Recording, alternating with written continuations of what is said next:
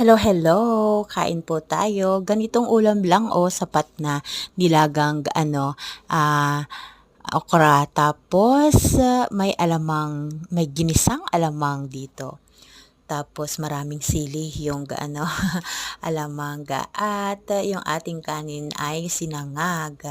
At syempre yung ating sinangag ay marami ng sahog. Kaya ganitong ulam lang sapat na. Kung nakikita niyo po iyan, ang daming sili, 'di ba?